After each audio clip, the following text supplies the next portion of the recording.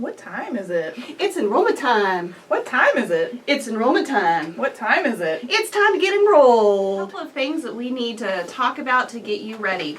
First of all, when you're in 7th grade, you have the chance to do honors classes, and in order to get into honors classes, you have to be high achieving learners.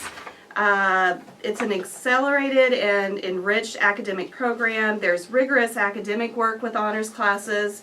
We're looking for students that are responsible for their own learning, and they have to maintain 95% attendance, get teacher recommendation, and also have a parent approval in order to do that. But when we're in 7th grade, we're looking at classes for honors classes in science, social studies, math, and ELA.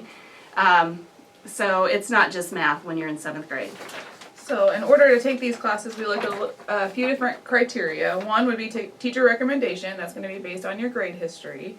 One is going to be your iReady score to see if you're above grade level. And another is going to be a contract that you sign at the beginning of the semester, your student, parent, and teacher signature.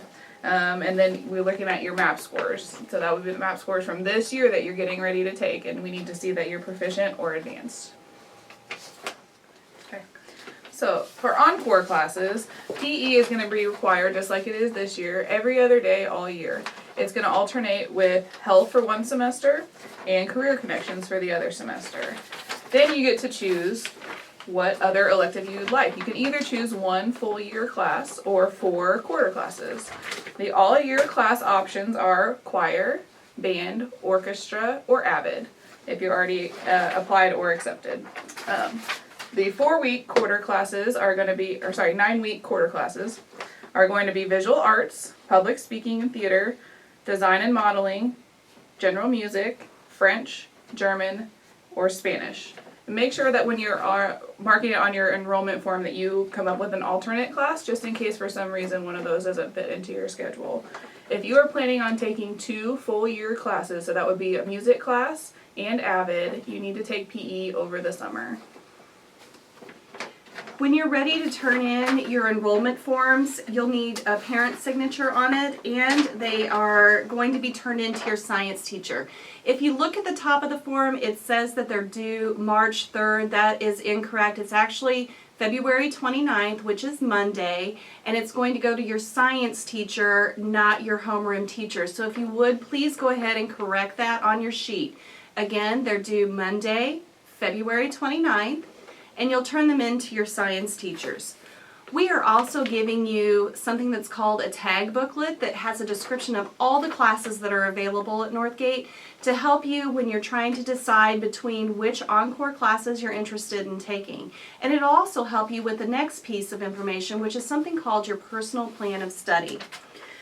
On your personal plan of study, there are several different areas, and I'm going to kind of go through those with you. If you'll notice, at the top it says, like, they go in sections like A, B, C, and D. First it asks for your name and your ID, which is the same thing as your lunch number. Your graduation year. So we need to think, this is 2016, and you're in 6th grade. 17, 18, 19, 20, 21, 22. Your graduation year is 2022.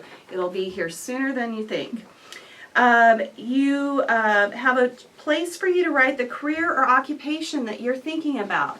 I know it seems like a long ways away, but we need to start thinking if you're interested in being a doctor or a teacher, or if you're interested in the food industry, whatever it is that you have kind of thought about. And you'll write that in D. We're going to ask you to do it in pencil because you may change your mind. Some people do. Some people know when they're born what they're going to do for an occupation. So make sure you do all of this in pencil. Your counselor. Well, your counselor, if you're A through L, is me, Mrs. Lockenberger, and that's not easy to spell, so let me do that for you. It's Lakenbenburger. If you're M through Z, you're Miss Bowman. A little easier to spell, but I'll do it for you anyway. It's Bowman. Case manager. If you have a case manager, whether it be for a 504 or for special education, and you know who that person is, go ahead and fill that in. Then we're going to look at Section G. Section G is a career cluster.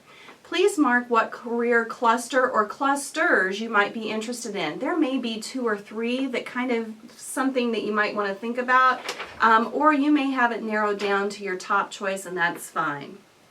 Box H, ask about your post-secondary plans. So what that means is, when you graduate from high school, what are you going to do after that?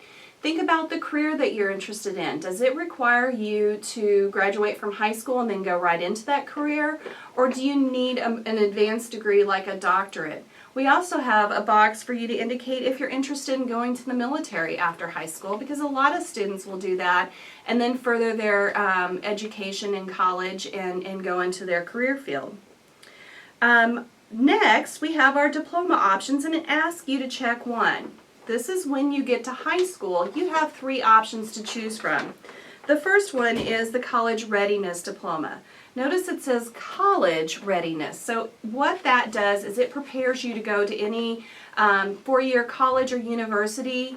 It has the standards that the state requires in order for you to graduate, but it also includes the courses that colleges are looking for when they enroll you. There are 2 diploma options that are honors diploma options. There's the gold medallion that requires you to take at least 8 advanced classes before you graduate from high school. It also includes a piece for doing a presentation, a research project that you'll present like your junior year. And so there's a couple of extra components in it. So if you're looking for more of a challenge, you may look at the gold medallion diploma option. The third diploma option is the IB diploma option, or the International Baccalaureate. It's pretty awesome because it's recognized worldwide, so if you plan to go overseas to go to college, any college or university overseas would look at it, see that it's an international program that you took, and accept your credits. With the IB diploma option, you're required to take all of your coursework is advanced or honors level. There's a language requirement with that, and I know this is a lot to decide. Remember, I asked you to use it in pencil, or do this all in pencil, so that if you change your mind as you progress through middle school, and even as when you get to high school, it's okay. That's why we have erasers, so that you can change your mind and fix your sheet. Okay, so now we're going to look at the bottom part. So we're going to start with J right there. So you're going to look at the grade 7 block, and you're going to fill in what courses you are planning to take next year. So ELA, math, science, social studies, those are the core classes, remember, and then just go ahead and circle the encore classes that you're thinking about taking, and then we'll fill it in as we go throughout the years. Make sure that you sign it, and make sure that your parent signs it, and that will also be due to your science teacher on Monday the 29th, so with your enrollment form, same time. See you when we get them picked up.